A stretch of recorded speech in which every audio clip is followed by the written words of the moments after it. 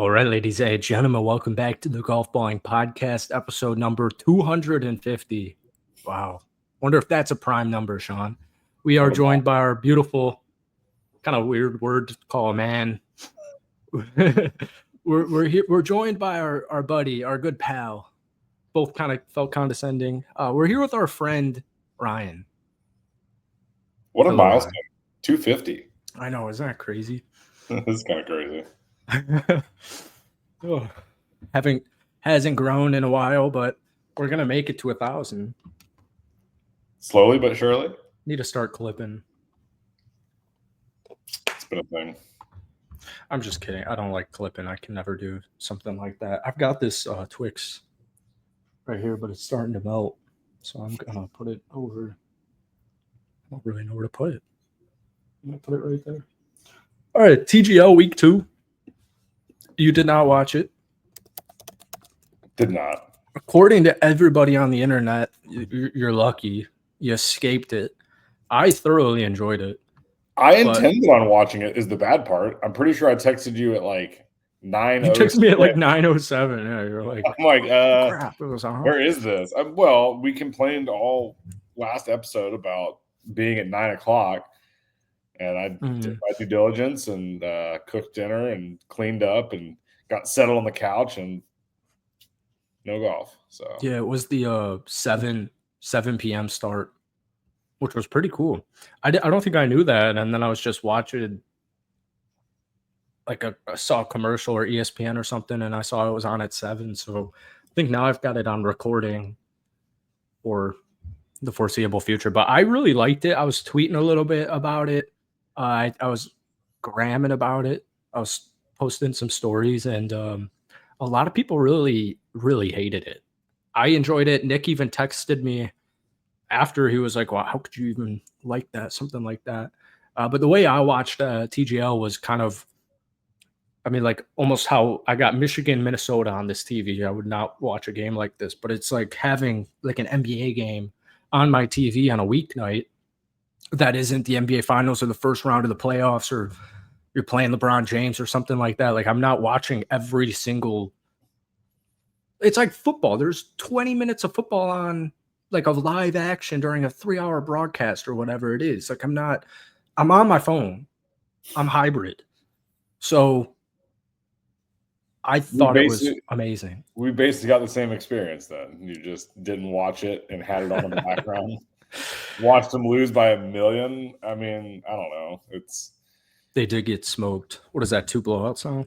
Yeah. But next week I don't know why I thought they were week 3 too. I didn't even know Tiger was playing this week. I thought he was week 3. I did miss his entrance. Apparently it was. I did see that clip. I had the memeable. Tiger. Did you like it? No, it was cheesy. That's what Charlie Wood said. It's cheesy. I think there's a lot of things that are obvious with the TGL. First off, I still stand by the take because I'm not going to be tuning in. I'm not changing my life to watch the TGL on a Tuesday at 7 p.m. for the next 2 months. But I think you cannot make exhibition golf fun. Like, I just don't think that's going to ever exist. Is it going forward 7 p.m. now? Did we confirm that? I can look it up. I'm sure it's. I bet it alternates. But if they're doing it at SoFi, that was my whole point when we talked about it last time, was if it's West Coast and they're always going to do 9:00, that's silly. Why would they even change it if it's in the same place? The time? Yeah, why would they change it if it's in the same place? Okay. Obviously had it at 9:00 for a reason.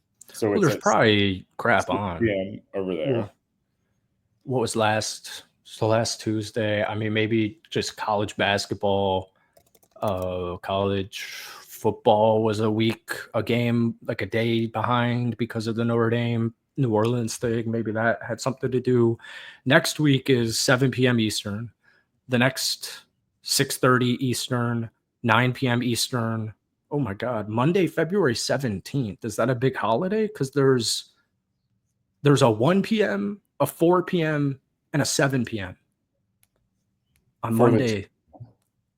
Dude, what? This has to be the playoffs. Wait, okay, hold on. Let me just start from the scratch. All right. Tuesday, January 21st, next Tuesday, it's on at 7 p.m. Then on Monday, January 27th, it's on at 6:30. And then Tuesday, February 4th, it's on at 9. And then there's a 2-week break, or there's a week break. So maybe this is like the playoffs, because on Monday, February 17th, there's one at 1 p.m., 4 p.m., and 7 p.m. And then the next day on Tuesday, February 18th, there's a 7 p.m. Then Monday, February 24th, there's 5 p.m. and 9 p.m. Next Tuesday, 9 p.m. Monday, March 3rd, 3 p.m. and 7 p.m. And then the next Tuesday, there's 7 p.m. It's kind of just a free for all. This makes is it supposed to make sense? Because you're not watching. I'm not like, oh, the Rockets are on, the Bulls are on, because it's Monday. Yeah, I don't know. You're supposed to follow these teams, man. You got to follow them on Instagram and X. I'll let you know. You got to get the merch. Justin Thomas fails me. Oh, I get ads for like the new era hats with the Atlanta Drive. I should have gotten you some live merch for your birthday. I'd wear a Team Smash hat for my boy. No doubt. One bad thing that people were all unanimously agreeing on is the broadcasting. It's just not like, I don't think they're like big, crazy golf fans. They're just people who work at ESPN. I mean, maybe I'm wrong, but they definitely, I mean, people are throwing like Joel Damon, who are other people like that, Harry Higgs, people like that to be on the broadcast. They definitely need like a color commentator who's played golf and would be a prominent figure. They need a Greg Olson. Yeah, I was going to say, you don't even need them to play golf. You just need someone who's a prominent figure. You know, you have your, like, what if it was Charles Barkley? Yeah, I mean, I don't want to watch that. Ideally, that gimmick has been played out. Yeah. But you know who would be cool, and obviously this is just like a stretch, is people that are posting really good scores in like the Pro-Am events, like the Steph Currys of the world and the Tony Romos of the world. Yeah. Like those guys coming in. Tony Romo come in and do a guest spot. Steph Curry comes 1 week, does a guest spot. Doing that would be entertaining as hell. Please don't give me Charles Barkley 7 weeks in a row. I don't want to see that. But yeah, there's so many things they could fucking change about this that would catch my attention, but it's just not it for me. Don't you just think that's like a logical take? Is like, how can you ever make exhibition, not to be Debbie Downer, but how do you make exhibition golf actually fun? And people try and tell me like with a straight face, like, yeah, just watch 3 days of live, start to finish. The thing was awesome. I don't even do that with the PGA Tour though now. I think we discussed this before. Like, it's something like you described. It's on in the background. We're cooking. We're hanging out. Maybe have some friends over. But like, I don't know. On Saturday and Sunday during football season, it's not ever on anymore. You know how they had, I don't know if you saw the rumor that they might change the playoffs.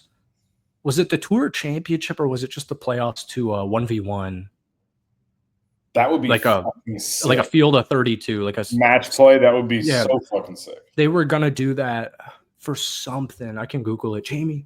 They couldn't do it. They couldn't do it for the 15 million. But what they could do is weight that tournament or that playoff system so heavily that like, if you won it and you were an 8th, you might win the 15 million for the FedEx Cup. But I don't know if you could do that for. So it's for the Tour Championship. Yes, but the Tour Championship is just the last. Well, it used to be just worth points for the FedEx Cup. It was heavily weighted in points. Yes. Then it became, okay, if you're winning, you start at 10 under, and whoever wins a tournament. Yeah. For 15 million. Okay, the new format is so bad. And they flipped the nines. I played it before they flipped the nines. So we ended on the par 3, which is like 225 yards. Fucking sick course. All right, so this is from ESPN. Golf season-ending Tour Championship could be held under a bracket-type competition involving stroke and match play. As the that PGA would be Tour. so sick. Could you imagine it getting down to a Final Four and then just basically like your college national championship? Yeah, I like that a lot. Just going out there playing match play, that would be sick. I'd like to see everything's on the table according to the source. I'd like to see something the players are excited about and the fans are excited about. Said Patrick Cantley. There's been talks. Yeah. Rory, on the other hand, last season said he likes the way things were. I love this format because if it wasn't this format, then none of us would have a chance against Scotty because he's so far ahead. So I really like this format. Yeah, no but shit. Why would you like that? But Scotty's at 10 under. If Scotty's clocking in at 10 under, why would you like he's talking about if it went to match play, all he has to do is get in and win one match against Scotty, and he's got a good chance. Oh, I didn't finish the sentence. Rory, on the other hand, said last season he liked the way things were, though he acknowledged it might not be the best way to determine the best golfer over the course of a season. And then that's where the quote comes in. It's so weird. This is August 21st to the 24th.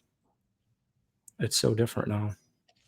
But it seems like all these people on the board, the golf board or whatever that is for golfers, seems like they're all on board with like something's got to change. Yeah, I don't know what it is. I do think the whole Live versus PGA Tour needs to happen sooner than later. Mm-hmm. Definitely. I mean, we're not getting the best players in the world playing each other, and that's what's just made me not care about golf. Still love golf. I want this to be cool. Mm-hmm. What did you see? Like, who won last week? Like Nick Taylor? Maybe. Yeah, Nick Taylor claims dramatic playoff win at Saudi Open. And then the Genesis today got relocated, or it's going to be relocated. From Riviera. Which really sucks, yeah. Yeah. I mean, yeah, there's nothing you can do about that. Live and Fox Sports agreed a multi-year media rights deal. Something. Getting some traction. That is something. What are these stats? What are these numbers you wanted to throw out? Oh, no, I was just saying it was interesting looking at the viewership. I couldn't find week ones, but they were saying they peaked out at 1 million. Oh. Yeah. And I was just like looking up random NFL teams like on a fucking week 7 Sunday, and it's like 2.5 million. Oh, yeah. Yeah. I mean, NFL is going to be the big dog. I wonder how much like a college football.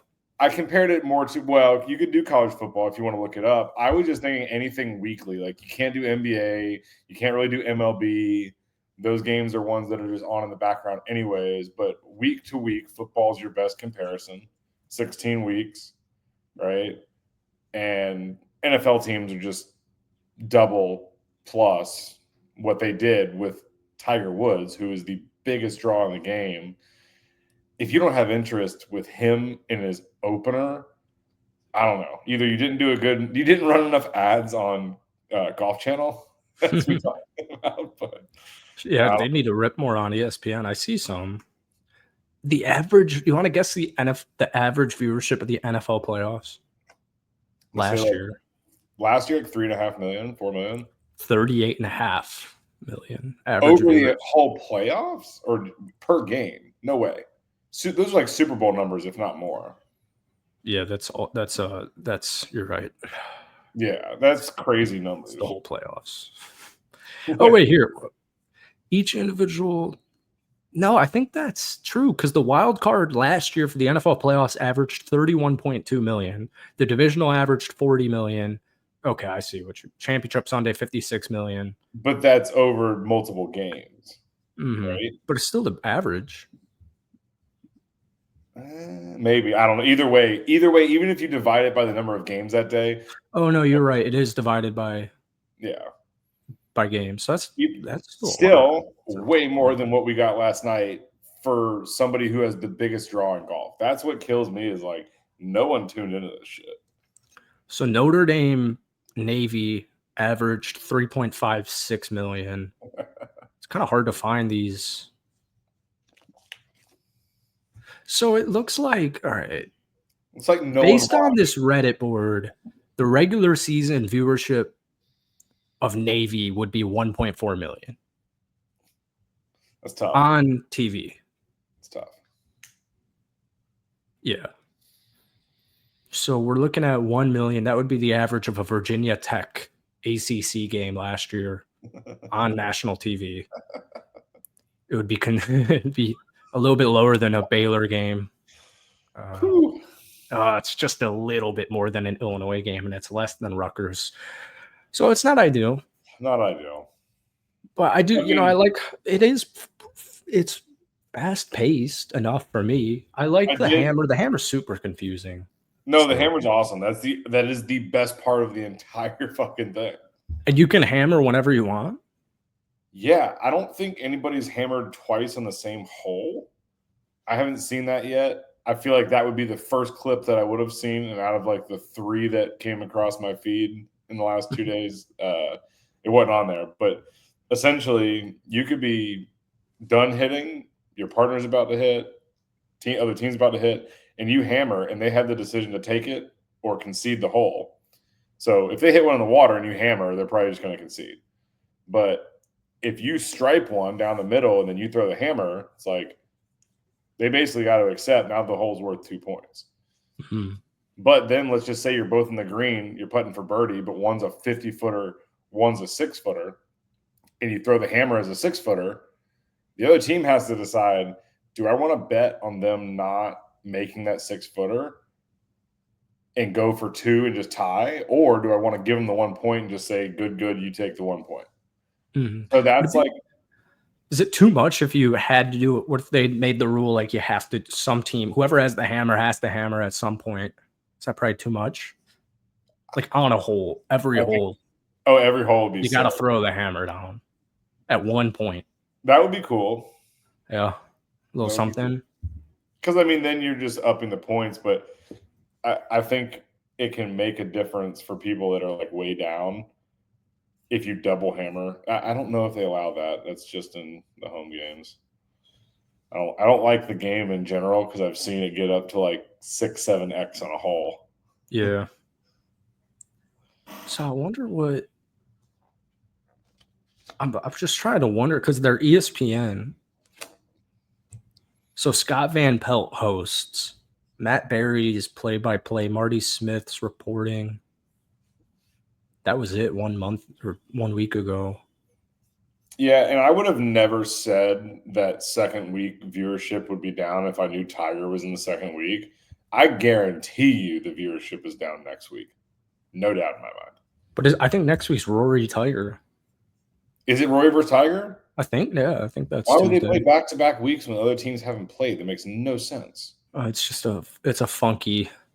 If that's the case, I retract my statement again. So here you go. Well, 9% increase from week 1.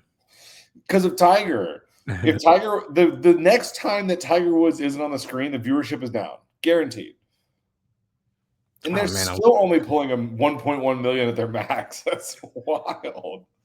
I wonder if so they averaged a steady 1 million from 7:30 to past 9. The match ran 18 minutes past. I wonder how many of those people are waiting for Duke Miami. Next Tuesday's match is the first appearance of Rory versus Tiger.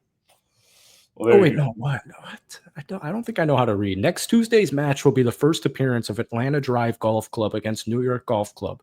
Rory McIlroy will play for the first time. Yeah. But oh no, they don't play till Monday, January 27th. All right, next Tuesday is not Tiger versus Rory. It's Tiger versus. No, it's Rory versus JT. Oh, really? He's the Atlanta guy. Oh, cool. I wonder how that's going to do. Oh, another good one was Smiley Kaufman. I think that was like unanimous that people wanted to at least be a part of announcing. All right, Atlanta is Justin Thomas, Patrick Cantley, Billy Horschel, and Lucas Glover. So not a bad squad for the ATL. And then Boston Common Golf is Rory, Hideki, Keegan, and Adam Scott. I also don't feel great about that one. What? That's a powerhouse team. Hideki and Rory? Does Hideki speak English? I don't. He just shot 35 under like 2. Does he speak English? I don't know. These guys are talking the whole time. Dude, get a translator. Who gives one big thing? I guess you didn't see it. One big thing is like at any time the host is like, "Hey, Tiger, how'd you feel about that shot?" or blah blah blah. Like everyone has earbuds in the whole time, and they're like talking to them. Yeah, dude, just have a fourth teammate out there translating. I just think that's funny. I Now, mean, now we got to tune in for comedy's sake. Like Adam Scott's not moving much of a. It's not like these guys are playing like the Masters and we get to see hole by hole them commentate. I'm watching Keegan Bradley and Adam Scott and Lucas Glover and Patrick Cantley hitting on a simulator. You're not wrong. Like Justin Rose was like, I wasn't trying to ruin my Tuesday night by watching Justin Rose, but that's what happened. Yeah. I'm looking through them all. There's really not that many teams. What is it? 6? 1, 2, 3, 4, 5, 6. All right. I like that. I do think by the first month I will know a vague enough idea of who is who and where are they. Not a chance. What? Not for me. No. You're lucky if I remember the 4 that are on Atlanta's team. Billy Horschel, Lucas Glover, Patrick Cantley, and Justin Thomas. I was about to say the main guy. There you go. You're also looking at the screen. So that's golf on January. It's tough, man. It's golf in January.